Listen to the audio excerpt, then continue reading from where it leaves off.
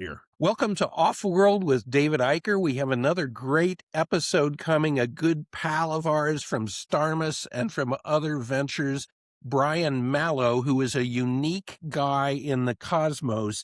He's the science comedian. He's a fun guy. He's a pal. So we will talk about comedy. We'll talk about science. We'll talk about what got Brian going with all this stuff in his life and everything that he's involved with. Brian, welcome to the show. It's great to have you on. It's great to be here, David. I'm very excited about this new venture of yours, and thanks for having me on. Awesome. It is a pleasure. Tell us a little bit, Brian, about your early life and how did you get interested in science?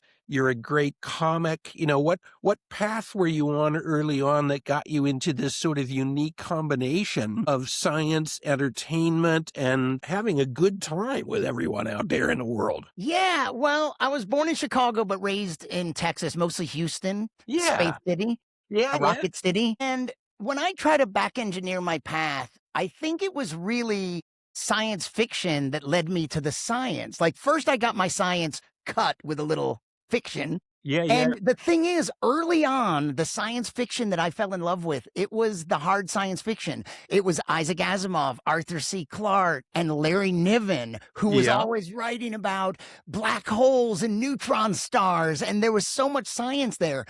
But Asimov and Clarke, I quickly discovered they both wrote nonfiction. Asimov wrote way more. I mean, he's known as a science fiction writer, but he wrote way more nonfiction.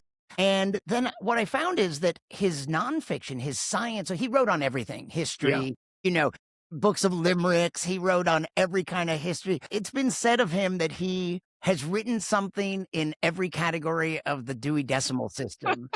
And I don't know if that's true, but I love spreading it. And I don't even know if there is a Dewey Decimal System anymore. But but he wrote on every topic and every discipline of science. And science writing was not only so clear, but he wrote with personality and humor. He was funny. And I still think he was, props to Carl Sagan, of course, and other great science writers. But I think Asimov still was the best. He could take you to a very complex place without losing you. Yeah. And that's an art and a science right there. Absolutely. And he did it in a really pioneering era and such a, as you say, such a volume of stuff that he wrote too across the spectrum. Yeah. So he influenced many, many people, yourself included. Yeah. So I feel like I also grew up very early on. I was raised on George Carlin, Richard Pryor. There was an album from the original crew of Saturday Night Live. Steve Martin. I saw Steve Martin on his first big tour. Wow. That must have been cool. That when I think he was playing King Tut. Yes. King Tut and the arrow through the head. Exactly. And then white suit. Wow. So I had those and George Carlin. So there's something very rational about George Carlin's.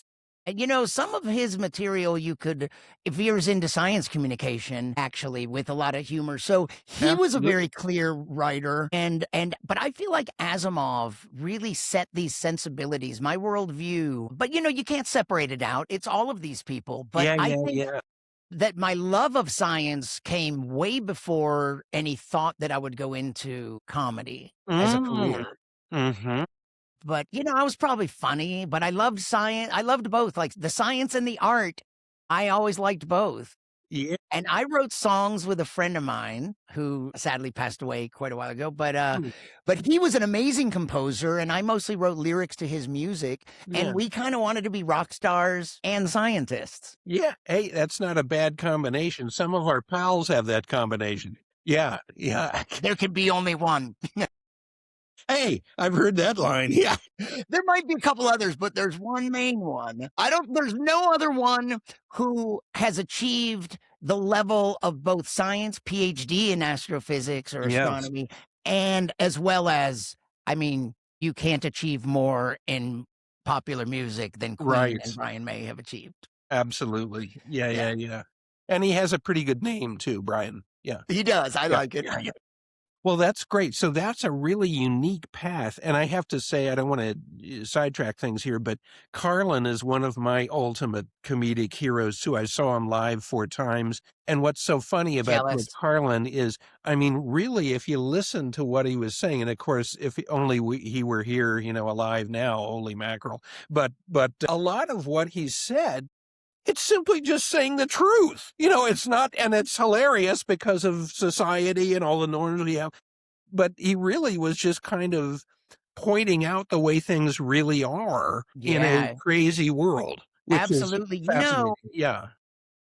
A lot of times people say that comedy or humor is a defense mechanism and that it's a way of not embracing a topic. It's like putting a space, it's like pushing back and as a defense. But you know what? That may be true of a lot of comedy, but there is this whole other school of comedy like George Carlin and Richard Pryor and Bill Hicks was a favorite. Yeah. Where it's very much the opposite. It is on the offense and it digs right into the heart of an issue.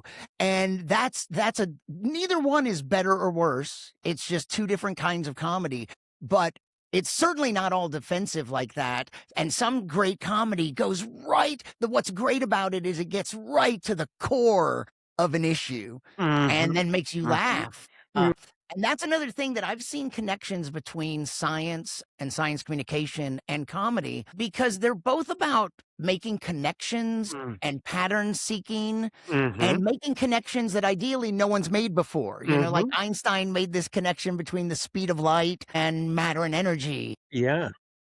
Like just seeing connections that no one's made. And comedy does that. It's like it reveals that it makes you laugh by showing you a subject that you might have it's been right in your face forever. And for some reason you never saw this connection that the comedian points out, but it's very often they're both about making connections. And it makes you think. And you say Einstein thought about, time and space and velocity when he was, riding streetcars in Vienna as a young guy, and Carlin in his famous routine about, well, do we really need to worry about all this taking care of the planet? Well, we're going away, folks. Eventually The we're planet's not going anywhere. Right. We are. We are. We're going away. And maybe the only sign left from civilization when the sun heats up enough in several 100 million years will be plastic. Maybe Earth wanted plastic, and that's why it allowed us to form, It's the Earth plus plastic. I don't know if you ever read much Kurt Vonnegut, but big fan. And he wrote a book that, some stuff of his is sort of science fiction, or is it? Yeah.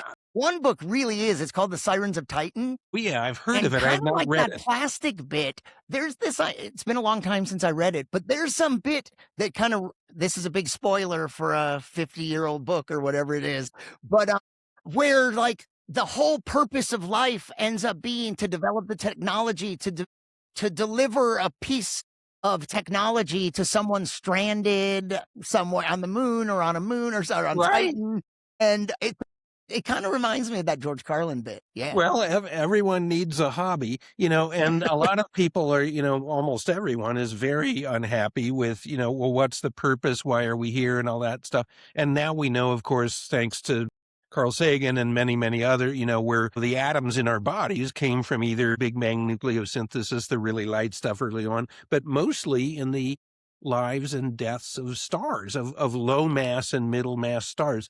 Not atoms like we're made of, but the atoms that are in our bodies were created.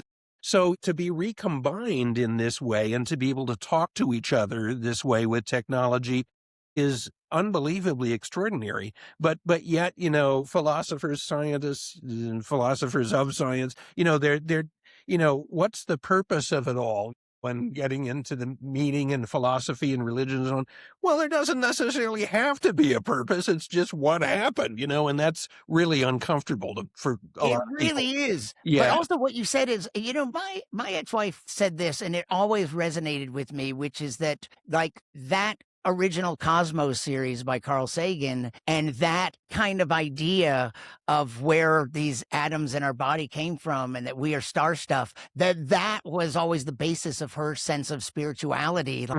And that, for those of us who don't believe in in some sort of anthropomorphic supreme Magic. being. Yeah. That there's something extra. I mean, what's even more beautiful or cosmic or spiritual than that connection between us? And of course, Neil deGrasse Tyson, another Starmus Mm-hmm. alumnus, Mm-hmm. loves to talk about this as well in his Yeah. way. And Yeah. that connection between that we're not separate from the universe. Mm-mm. And that what Carl Sagan said, that like that we're a way for the cosmos to know itself. Mm-hmm. It's really mind-blowing when you think about these ideas that all came from also not studying just stuff here on Earth, but it came from people wonder, like, why do we waste our time studying such esoteric stuff out light years away from, but that's how we learned our own origin story, Right. by Yeah. studying distant stars. Yeah.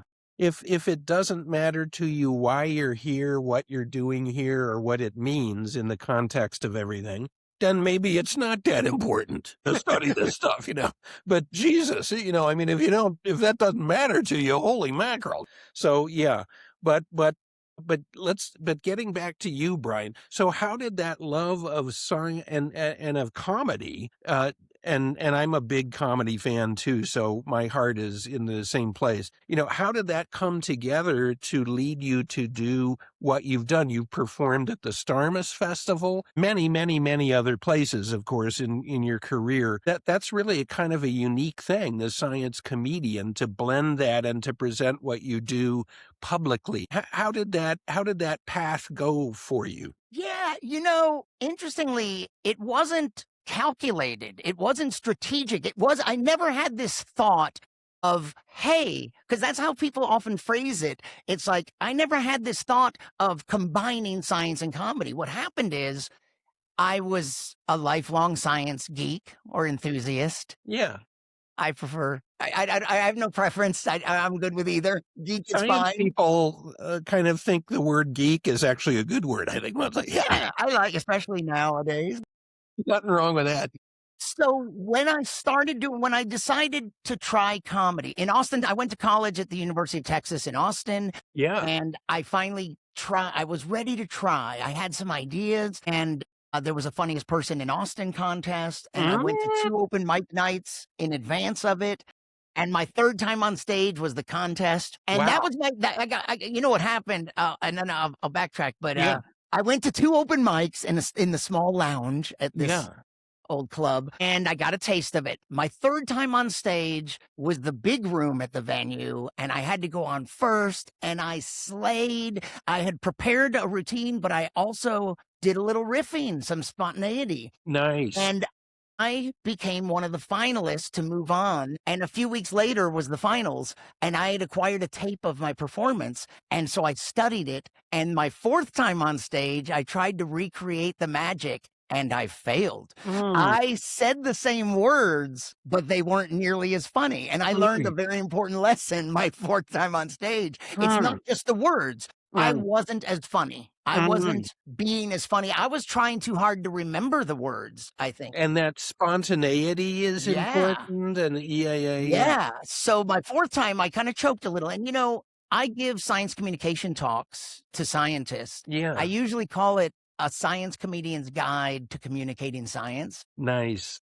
And I draw a lot of lessons from my comedy career, and then a lot of lessons from my science communication career. But that's one of the things, that if you're trying to connect with an audience and you're trying to memorize a script, and if you're on stage but you're turned inward, if your attention is in here trying to remember the words, it's not out here connecting. It's not good for rapport. And the thing is, generally, your topic. You don't have to memorize it. This is a subject that you know well. You can speak from the heart. You can prepare, but you shouldn't be turned inward trying to remember your lines. You'll do a lot better if your focus is on the audience. Yeah. And whether you're connecting with them. But that's just a little, yeah.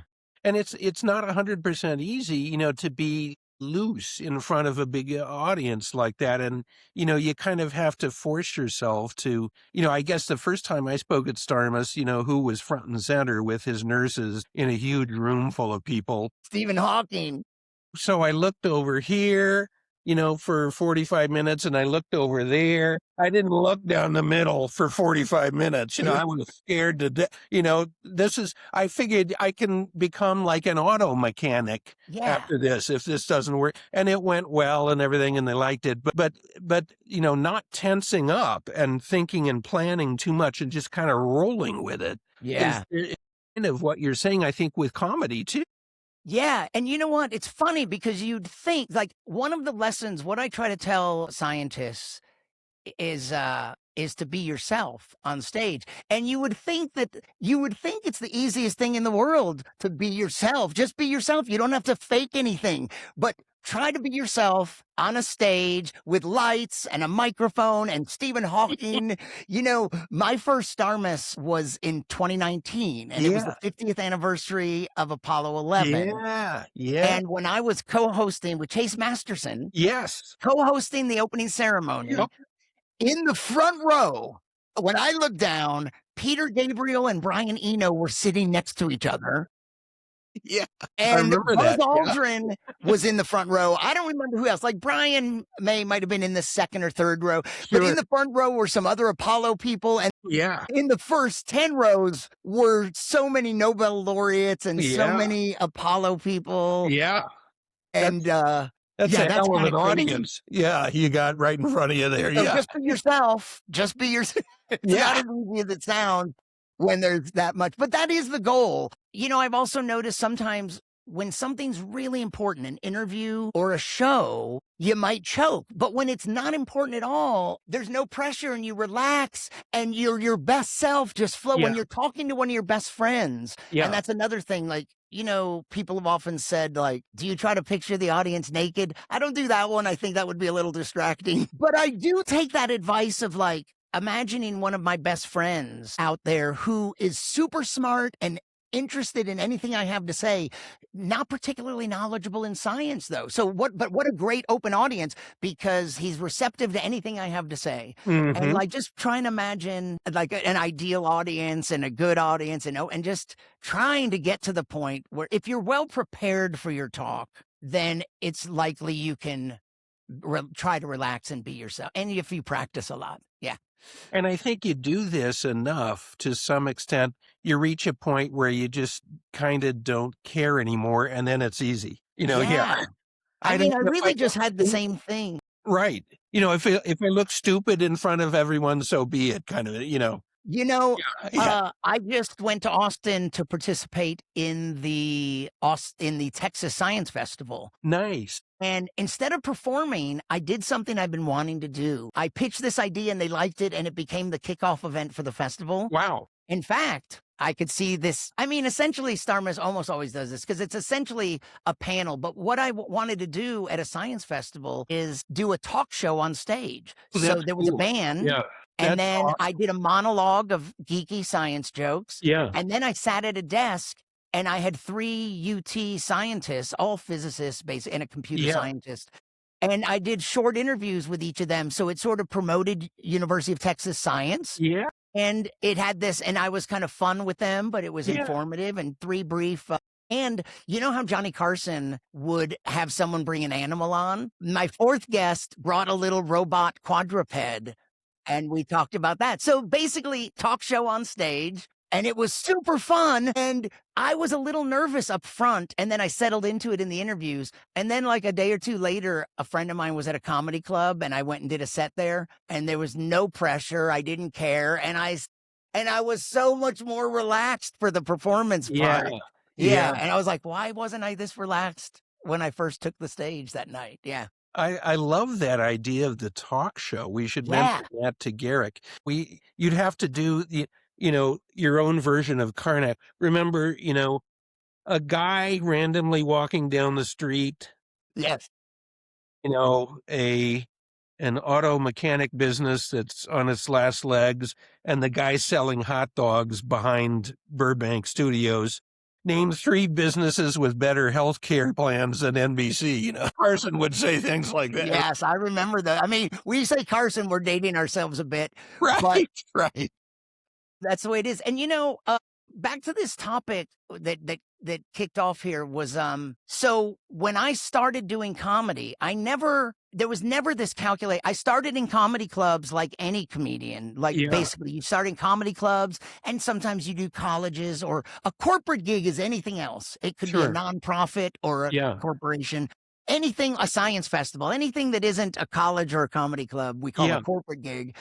And so what happened is I was a science geek first. Like that's at the core of me. So it was just natural that right out the gate, I had really geeky jokes.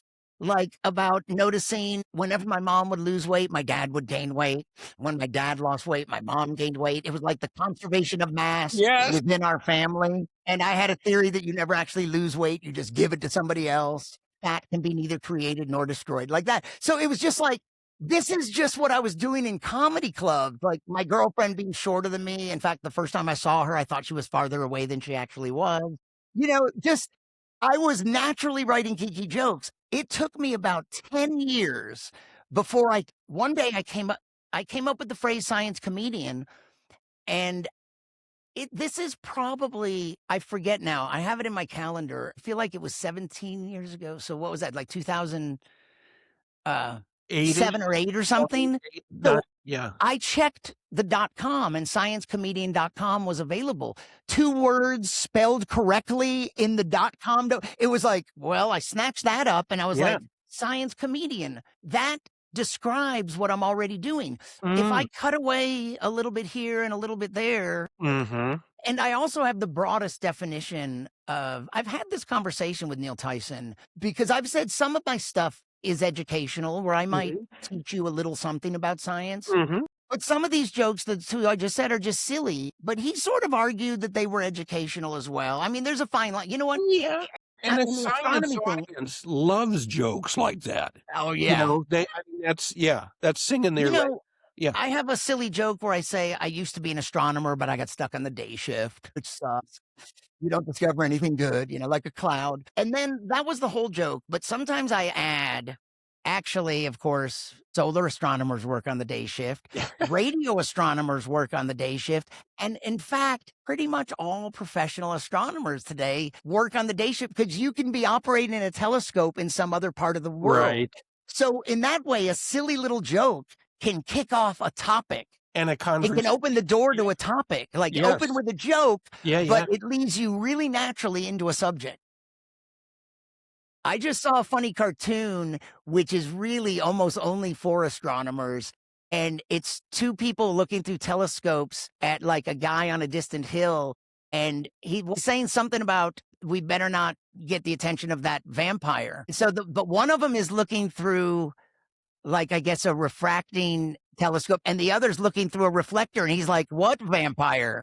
So it's like, you have to look at them and go, oh, he doesn't see him because there's a mirror involved. And so it's a very obscure joke for astronomers. Nice. Yeah, but a science crowd would appreciate that. Yeah. Hey, I always thought too, like vampires have a problem with sunlight, but they don't have a problem with moonlight, and that's just reflected sunlight. Yes, what's going on with that, huh? But you could get really geeky with it and justify it because the spectrum of moonlight must not be exactly the same as sunlight. No, it's absorbing some. It's very different. So that what means that we could locate what part of the spectrum is problematic for vampires because it's not in the moonlight. Hey, it's only in the sunlight. There's a project to be done here that you've just uncovered. Yeah. I would like my name on a paper, and if that's the one, I would be very proud. Nice. So what are you up to these days, Brian? What's happening for you? You've made a big move. I made a very big move. About 9 months ago, I moved to Mexico. I'd never lived in another country. Yeah. In my travels, I'm like very enamored of all these countries I'd go to and go, wow, could I make my career work here? Yeah. I kind of kick myself for not already, like I always knew that if more of my income was virtual, either writing or audio or video production, I could live anywhere. You could be on the far side of the moon and do what you're doing. Exactly. So I still need to work on doing what I do some stuff like that. And especially since the pandemic, so much stuff went virtual. Yeah. But I need to do more with my writing. You know, way before, in fact, before stand-up comedy, I thought of myself as a writer, and I had ideas for there's novels, and certainly now I have some nonfiction I would like to write as well. Nice. So there's a lot of stuff I want to produce, but sometimes you get distracted, you go down a path and it ends up a career for decades. Right, right. Yes. Yeah. So I've moved to Mexico, and a lot of my time I've almost been living like a retired person, and I can't be doing that. But so much to it's such a different culture. It's so San Miguel de Allende is this really interesting city. A lot of times people go, "Oh, you moved to Mexico? Are you close to a beach?" Couldn't be further. It's both east west. Like I'm equidistant to Yeah, an ocean or a yeah. gulf, and also north south. It's sort of the middle of Mexico I and see. very high elevation. I forget if I want to say 6,800 or 7,200 feet. Pretty Wow. high elevation, Yeah, so easy I bet you have weather. a dark sky there, huh? Yeah, I Yeah, haven't really explored that much, but I yeah, think it's pretty dark. It's a smaller city than most cities I've lived in. San yeah, Francisco, you couldn't do much. yeah. Hell of a lot of fun, San Francisco, but Yes. not the best place right in town for an observatory. Yeah. Yeah, yeah. And so I continue to do my same work, just Yeah, coming from here. So I just did the Texas Science Festival. In yeah, May, I'm going to do a festival in the Bay Area. It comes out of Saratoga, a college in Saratoga, yeah. and it's Steamed Fest. Like Well, yes, steamed yes. with the A for art Sure, added to STEAM sure. to STEM. Yeah, and of course, the serious science and the arts, as that's what Starmus is all about. Where they're both very important. Yeah, Almost everything I like is at that intersection of science and art. Like yeah. I'm a hobbyist, a photographer. Technically, I'm a professional because in addition to Astronomy Magazine, a picture I took of you at Starmus, you on stage hosting at Starmus, all these threads that we've discussed. You've taken pictures of better people. Let me just say that. Arguably, maybe. But I had one picture in Natural History Wow. Magazine, which is the magazine, because Yeah, I had uploaded. So here's what I was going to say is yeah. I'm a hobbyist photographer. And the two things that I became most focused on are insect photography. Wow, that's And interesting. so again, intersection of science and art. It's Yeah. and you know what? It's the Marshall McLuhan thing about the medium is the message. Mhm. When I first I got a little point and click digital camera. It Yeah. was an Olympus and it had a macro setting and a super macro setting. Huh. So just because I had a macro setting, I went looking for close up things. So you shoot Sure. textures and Yeah. plants. And Yeah. often the plant would have a bug on it. Yeah. And then I became fixated on insects and macro photography of insects, That's stepped up to a really cool. DSLR. Yeah. And because I uploaded a bunch to this great website called Bug Guide, Huh. a number of things happened. First of all, the Natural History magazine, one little beetle or bug that I shot, apparently it's shown signs of evolution in our lifetime. And that's what the article was about. It was about evolution. So, and they found this photo that I had uploaded Huh. and they paid me $100. Yeah, Astronomy Magazine, I think, paid me about $25 for you were worth 1/4. A photo of you was worth 1/4 the photo of this bug. Well, that makes good sense, frankly. Yeah, okay, but And yeah, then that was also, the accountants, not me paying you. Okay. I don't blame you. I was wondering, when you asked about it, and I was like, I wonder what it's gonna pay. What is that check gonna look like? I And I don't was figuring $100 or possibly less. I knew Yeah. it couldn't be more than that. I don't Just think knowing the nature astronomy of media today. they haven't changed what they pay for photos, in 25 years, I think. Yeah. Right. Yeah. And you know what? Of the little batch of photos I uploaded to Bug Guide, Yeah. one other thing that came of it was the Canadian Journal of Arthropod Identification liked this wasp picture that I took in Austin, and that didn't pay, but sure, I want a photo in the Canadian Journal of Arthropod Who Identification. wouldn't? And Yeah. and then Yeah. I've had a few other photos published, and so anyway, so technically I'm professional, but I'm a hobbyist. Yeah. Well, that's And then, cool. the other kind of photography I got into is stereo photography Yeah, of because of course. Brian May. Yeah, yeah. The not only publisher, enthusiast publisher, but evangelist for stereoscopy. Absolutely, and there's a great following of people who have sort of gone in the wake of Brian, and Brian discovering that as a child in a box of Weetabix cereal, the stereo card that came in England at the time, with these wheat biscuits, and being enamored and entranced with it.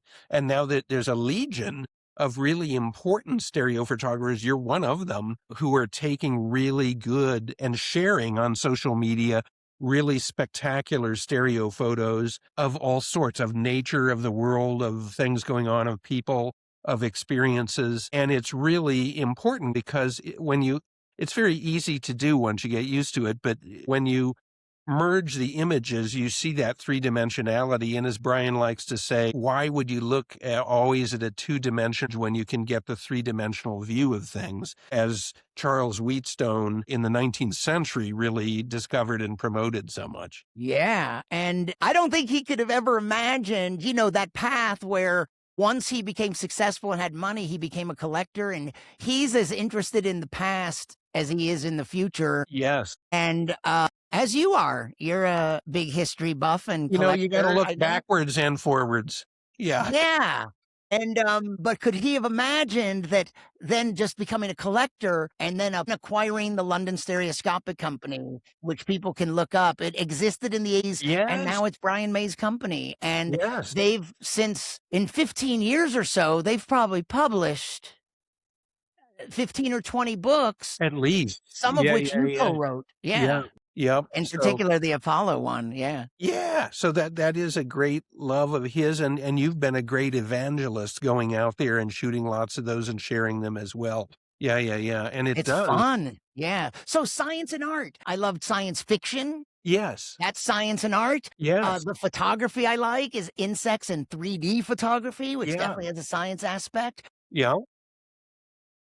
Yeah, just like that intersection of science and art, which is why Starmus, I was so thrilled to be invited to participate and contribute, because I interviewed Brian about, and we touched on that subject. Yeah. About because he's quite a Renaissance man. And it's like when you've participated to a high level in both science and art, because what he's done in science, he didn't just get his PhD, he's worked on some projects. Absolutely. And he's put out some science books. So sometimes it's like, why do we have to choose? We can like both. Yes. And as he likes to joke, using both hemispheres of our brain, art and science, together in tandem. Yeah. Absolutely. And then people like Brian Eno, who brought a lot of science to what is unquestionably art, and Peter Gabriel too, with early sampling stuff. And these guys are so smart and so sophisticated. And you think of Brian Eno in his early days before he became a producer, and the crazy cool stuff he did in music. And we went in and sat there. I don't know, were you there maybe? I don't remember now. It was a fairly big group at a table, and it was coming back to the hotel late in Switzerland one night, and he was there, and we sat down, and he was just having drinks with people. Glenn Smith and other people were there, and he was talking about this, and I thought, my God, and he's talking about his reading and work on the 12th and 13th centuries of what was happening politically in Europe, and I thought, and for like an hour and a half, he's talking about all this stuff, and I thought, this is one of the smartest guys I've ever heard in my life. And the next day I was talking to Brian May, and I said, I couldn't believe I ran into Brian Eno and some other people. He was sitting down with a group last night. We sat there and partied and listened to him talk about what he was working on. And it was frightening how smart this guy is. And Brian May said, he's so smart, he scares me. Okay. Yeah. He lays it. I mean, and obviously Brian is too, and even it's funny. It's like, I'll bet most people think Steve Vai, who has achieved rock star status on such a high level. And you might think, so he's just this rock star. Oh my God, the guy, his depth, his music goes way beyond metal. Yeah. And his career got started with Frank Zappa because of his ability to transcribe music. Yes. Music that Frank Zappa hadn't even transcribed, and his depth of his knowledge of classical music and and music theory. It's like you might just see someone and go, "Oh, heavy metal guitarist," and it's like there's so much more going on there.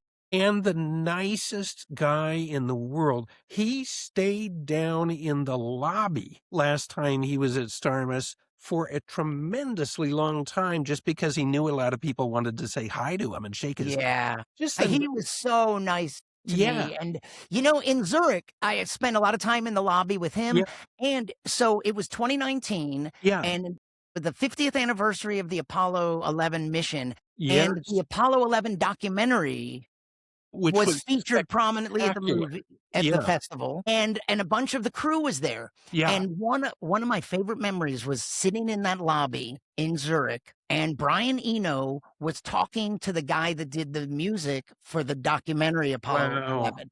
And one of the little nuggets I took away from it was they were talking about music apps and playing with some new app comes out, and Brian Eno likes to play with it. But he said instead of paying the $3 or $10 for the premium version, he likes to use the free version, which is hobbled because it's a stimulus for creativity. It's like when you don't have the abilities that the premium version has, and you have to work within the limitations of the free version, that he finds it a great creative tool. Like, what can you do with this bare bones simple tool? And I was like, wow, that's a very interesting perspective. Oh, very neat. Yeah. It's an incredible crew of people. I hope you'll be at Starmus this coming year here. I want to at be. the end of this year. Is it up to me? Well, I don't know. We'll have to see. The plans are, typically in very early stages now. Yeah. I do want to talk to you about it.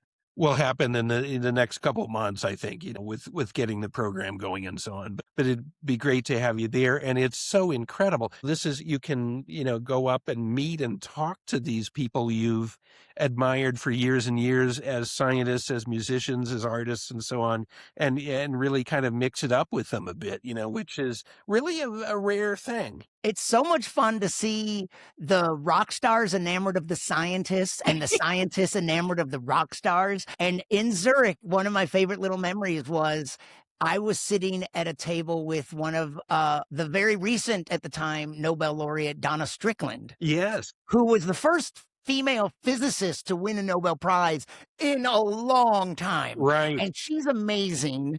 And she said that her family really insisted that she come back with a photo with Brian May. And I already knew Brian a little. And so at a certain point of the meal, Brian was circulating and he was at a table next. So I went over and I made the intro. I just said, "Hey, Brian, Donna Strickland would love to get a photo with you." And then I took the picture. Nice. Rock star and Nobel Prize winner. Sure. And, it's just so fun. It's just so fun to see that, where the scientists sometimes wish they were rock stars and the rock stars wish they were scientists, and they respect and adore each other. It's such a fun dynamic. It really is. There's that extreme admiration coming from two different poles often there toward the same point. I remember Brian talking about Neil Armstrong, and he couldn't believe that, Neil heard his talk about, science communication. This was the first Starmus of all. And Neil came up to him and I'm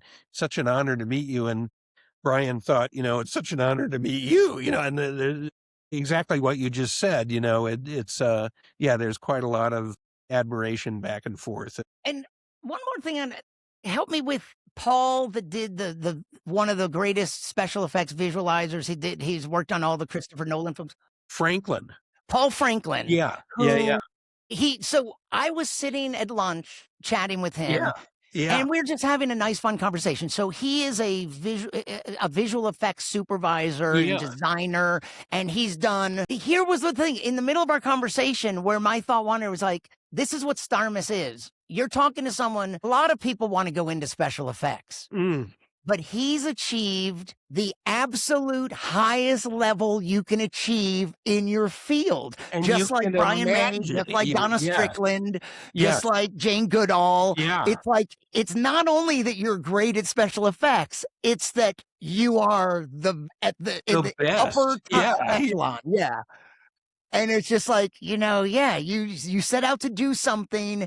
And, Brian has said that about Queen music being so crazy and over the top. And I asked him why he even bothered to get his PhD, because why at this point in your life, at like almost 60 years old, why would you care? And he just basically said, because he's kind of crazy, or that his father always said, if something's worth doing, it's worth doing really well. And he's often said that Queen would take that to some other level where it's worth doing over the top more. And there is, in a good way, of course, the whole heritage of Queen making its music, the four of them. I mean, there was quite an element of perfectionism there, of finishing the job, of doing every little tiny bit as well as it could be done. Yes. You can hear in things like Bohemian Rhapsody and so on, but I think with Brian going back, it was Patrick Moore who said, you've got to go back and finish your PhD, all those years later. So I think Patrick pushed him kind of into that a little, yeah. And you know what? If he hadn't done that, he didn't need the piece of paper to do what came next. But if he hadn't gone ahead and reinvested himself in that subject and gotten the PhD, he probably wouldn't have gone on to do these other things, working on various NASA missions. Yeah. And more space stuff like that. So you never know when somebody's little bit of advice and your decision to follow up on it, where it's going to lead. Yeah. And when you take a little thing out of a Weetabix package, you have no idea where that's going to lead. Yes. And can actually trigger other things consequentially. Yeah, absolutely right. Yeah. Amazing how complex we are as critters living on this little planet for a while.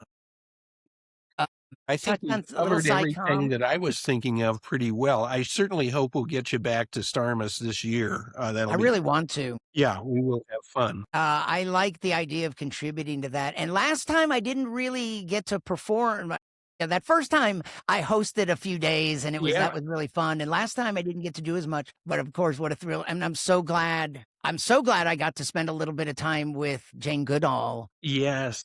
At the age of 99, I think, when she was at Starmus. And we didn't, she seemed like she would go forever. It really didn't dawn on us at that moment that we, were so close to the end with her, because she was such a dynamo of energy, and now we have the Jane Goodall Earth Medal we have started, as well as the Stephen Hawking Medal. So we'll be talking a lot about Jane in coming years, of course. Yeah. And speaking of great speakers, both she and Sylvia Earle, who was only a few years younger than her. Yes. Both extraordinary women who have had extraordinary careers that started when they were very young. Yes. And they've never quit. They've continued.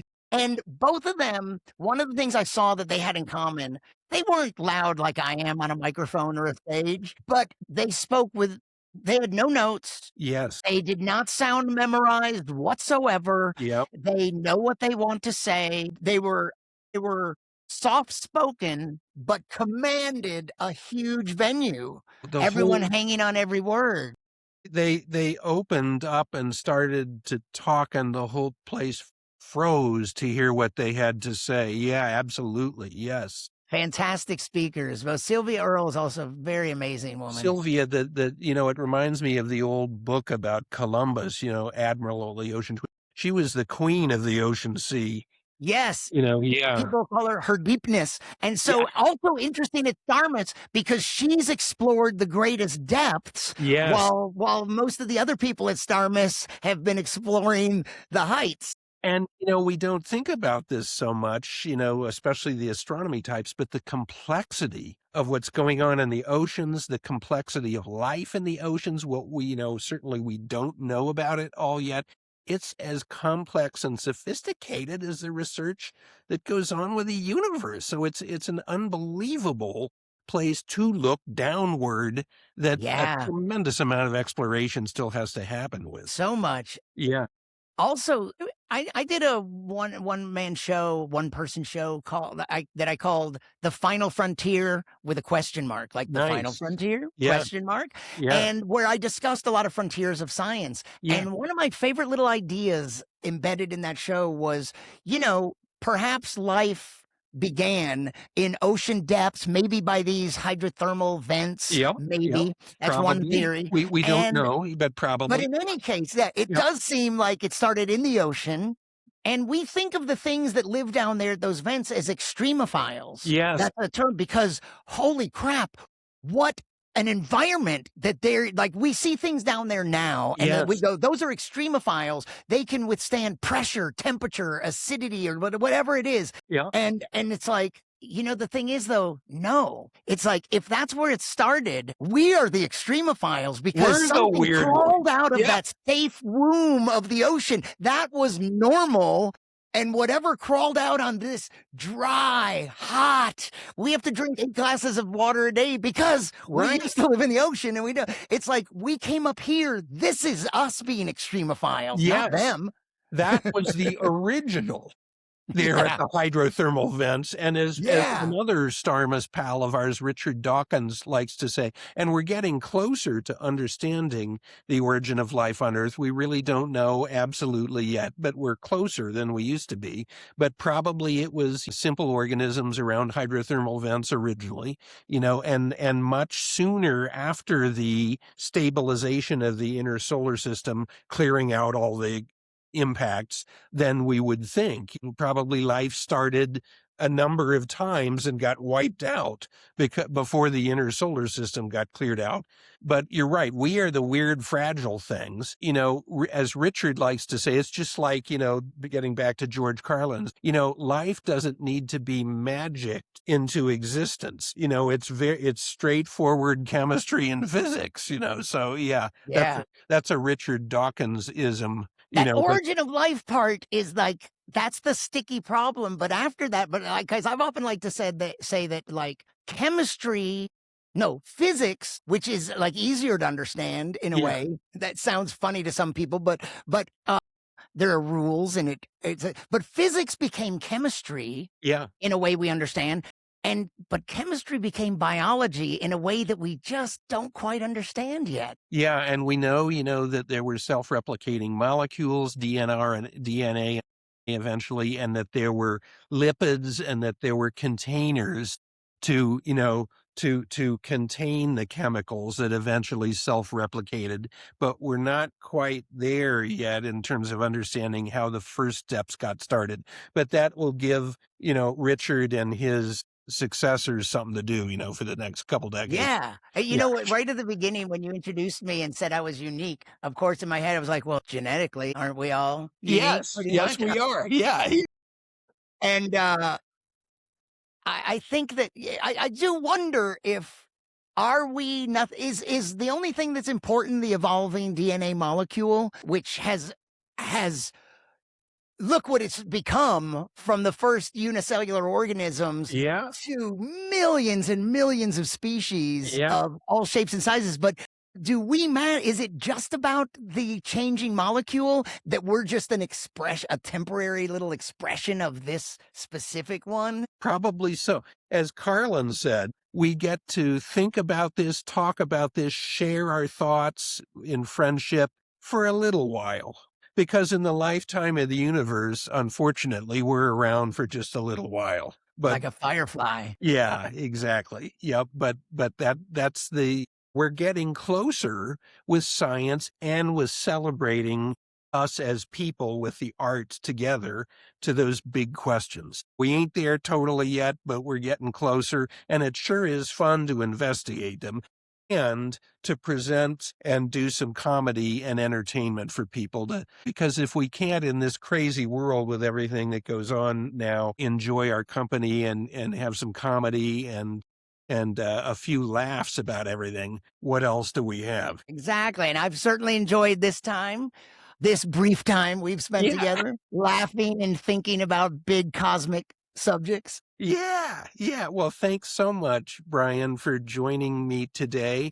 And we will have to reconnect, stay in touch, and we'll have to get you to Starmus too, because we will have a lot of fun this year. I'd love to. Yes. So, yeah, thanks and good luck with this. I love everything that it sounds like what you're doing, your new direction, after quite a long time at your last job. It was only 43 years. Only 43 years and just starting fresh with some really exciting projects. Yeah, and I'm not really, retired, but everyone I've ever known who has been retired or past their major long-time job is busier than they were when they were working, and I think that's true for me now. So that's a good thing. Yeah. Thank you, Brian, so much. Thank you, We'll David. stay in touch.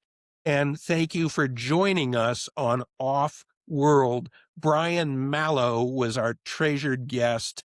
This time we had a lot of fun, and we will see you again soon. Available for off-world appearances if transportation is provided.